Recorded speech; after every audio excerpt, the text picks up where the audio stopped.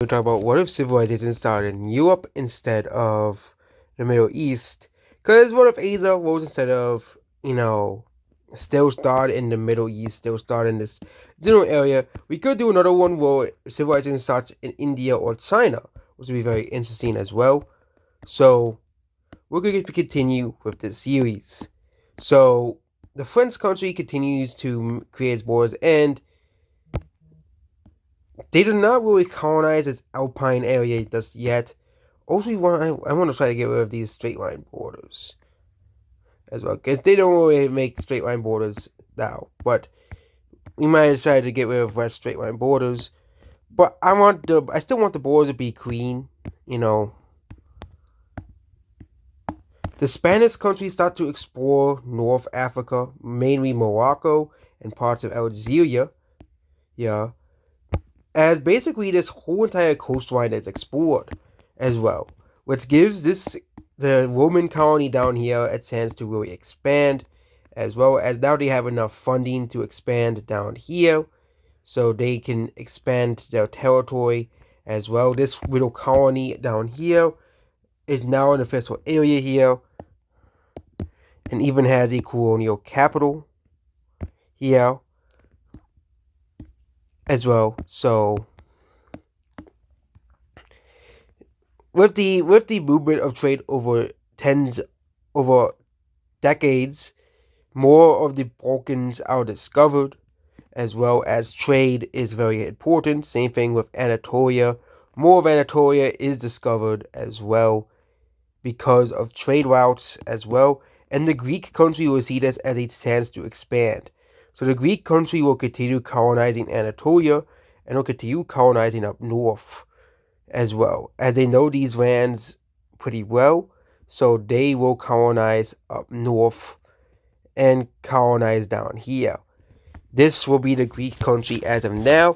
They are becoming a pretty powerful country overall as well. Meanwhile, a new country will rise around here, the owns a Croatia country. They will expand their borders here, and they are the newest country in the world as well, and they have been established around the coast here, and their capital will be over here. The Roman country wants to annex the rest of Italy, take over the rest of Italy and Sicily, since they have discovered it, but they have not taken it over. This was, of course, a logical choice, as, their economy has recovered somewhat as well, so they're able to expand again. They're also able to extend up here, taking over this little area here, and they also explore into this area here, and almost all of the European continent has been explored except for like the Ukraine and British Isles and the North and Sweden, obviously. The French country starts to explore the British Isles here, and they explore that this is a big island. The French country will, of course, take over this area of England, taking it over very quickly as well. However, the other French country also wants land in England, which will cause some tensions between both French countries, as basically both countries will fight a war over land in the British Isles. Yes, this is really what they're going to do. The big France country will declare war on the other France country, and they will fight as well. There's some movement towards the Red Wars, but most of the wars will be fought within the colonies itself. However, the other France country has been defending the colonies way better, which is a big problem for them. Also, there's going to be a rebellion up here from the Dutch because they were conquered by the French country, and they don't want to be a part of the French country. They were conquered, they were taken over, so this is going to be another collapse of the French country. So, as well as the Roman Empire country also invades them from the south, as they see this as opportunity of weakness from the French country. Also annexing the puppet state as well, which used to be a separate country as well, given, Yeah, the French country, of course, surrenders, and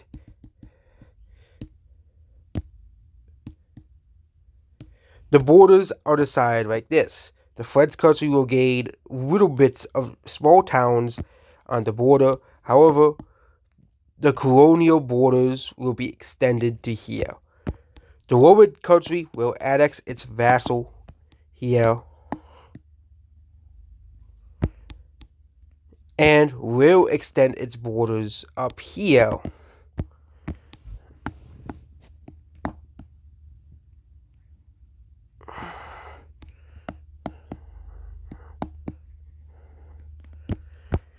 The Dutch will gain their freedom once again.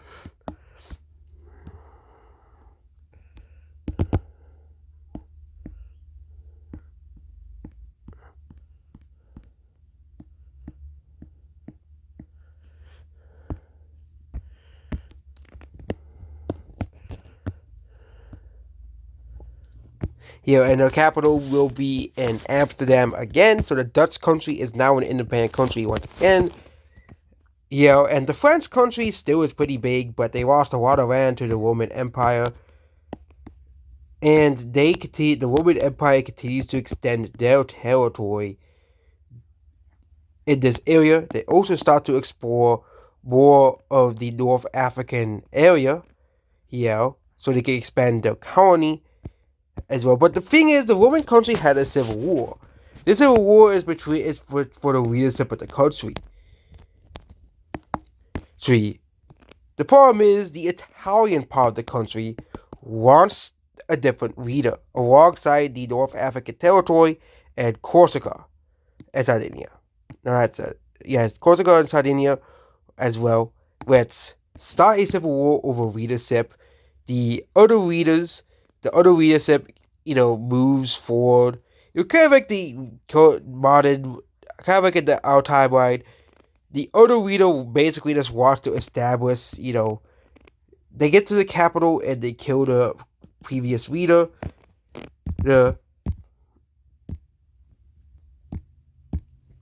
As well. Also, the new leader plans to move the capital from here, which is where the civilization started, to, of course, a more recognizable area down here. This is because this is a much more defendable area, and also this is like think where Rome actually is in real life, so this was a very necessary change. And also, this is kind of more of these. I know this original capital city is where they started, but this is a more strategic area, as basically the Mediterranean is basically the area to basically control here. So, meanwhile, the Romans and the Greeks start to discover Egypt and Libya. Yeah, as basically they want to map out this Mediterranean Sea. So basically, both countries make an effort to map out the Mediterranean Sea, and also they discover two more islands in a very quickly. This causes, many of these countries to basically discover for most of these areas, as the Mediterranean Sea is a very important area as well. Yeah. This causes a new country to appear, which is in Egypt as well. So this area is explored very quickly by this new country that is about to be founded here, which is this Egyptian country here, or this greenish country here. They will be a new country here.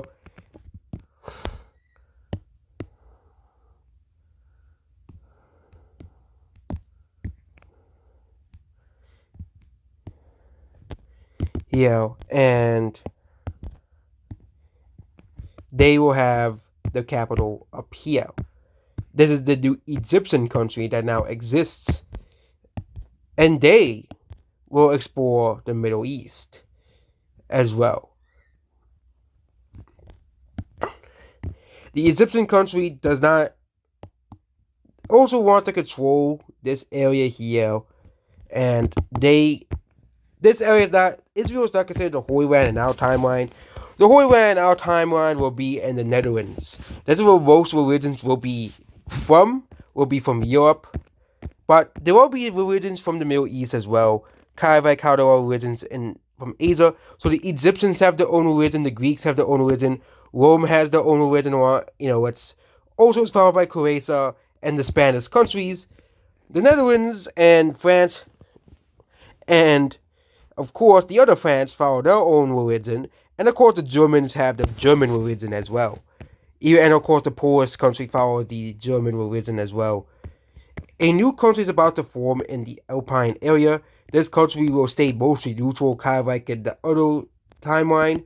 And this is the Swiss country. Yes, the neutral country of the Swiss. This country has been founded. This is the Swiss country as well. So the Swiss country is mostly made up of German, Italian, and French people, like Switzerland in real life. But this Swiss country is much bigger. But again, Switzerland was founded way earlier in this timeline. So again, Switzerland might be forced to be involved in many wars because of the nature of early humanity. Meanwhile, the Greeks continue to extend their borders up here, and most of Greece has been, mostly facilitated. Meanwhile, the Greeks want to expand their borders northward, so they explore a large part of the Balkan Peninsula to do so as well. And they start to basically expand further north, giving them a lot of land as well. Not as powerful as the Roman Empire, but they are looking to be a very strong competitor. So will Egypt. Egypt is a pretty powerful country at this point.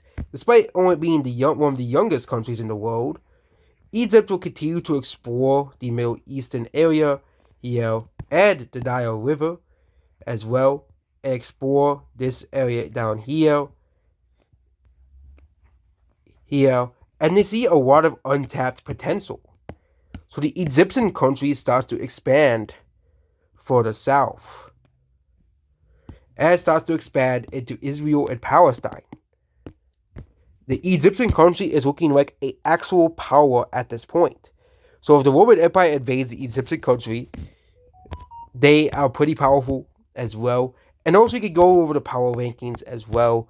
Number 1 will be the Roman country. Number 2 will be the Greeks, Egyptians, the Spaniard countries. And number 6 will be this German country, Spanish country, the Dutch, the Swiss, and this other German country. Actually, this country is number 10. And the Swiss country is already number 9. The weakest country in the world is the Croatian country.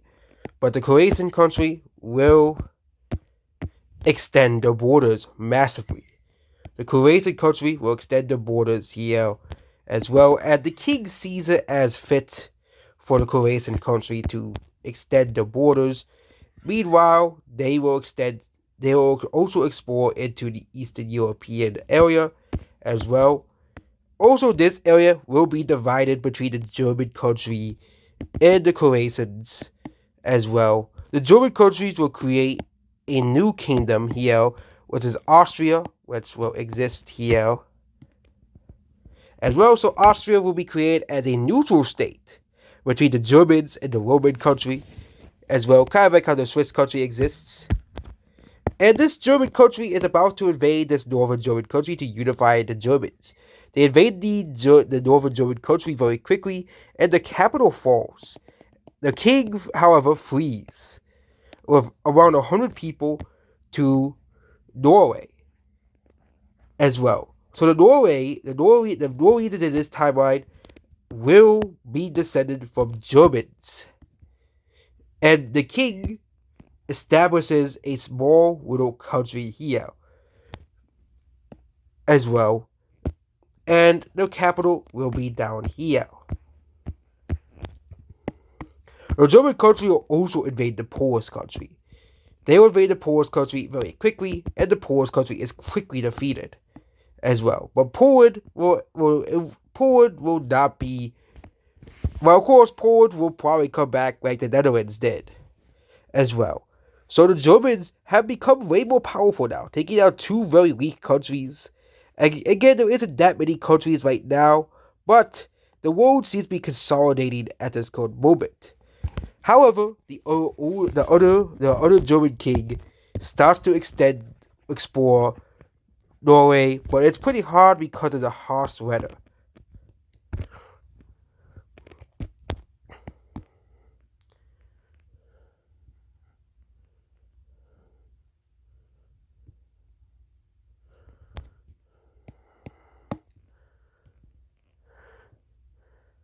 However, they have been able to extend the borders. There's all the way up north, and they also have been able to extend the borders this way as well. Also, the Germans discovered these two islands, nothing really special, but the Germans also start to take over the Denmark, which again was to be expected. They're connected by land. Yeah, and that is it about what if Europe, what if civilization started in Europe. It looks like that Germany and Rome are off to a pretty good start as well, with the Greeks and the Egyptians becoming pretty powerful as well.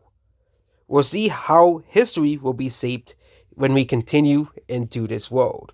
Not many wars have started so much as there isn't very many countries to start wars in. But again, I can definitely tell you this is becoming more interesting than what if Asia rose instead of Europe, because the problem with that series, there wasn't many wars as well, and there wasn't many empires. This series plans to be more interesting, where there already are several very powerful countries, as this current world is a multipolar world as of now, and there are four current superpowers: the Romans, the Germans, the Greeks, and the Egyptians. And in the next coming episodes, we'll find out who really comes out on top as well. Goodbye.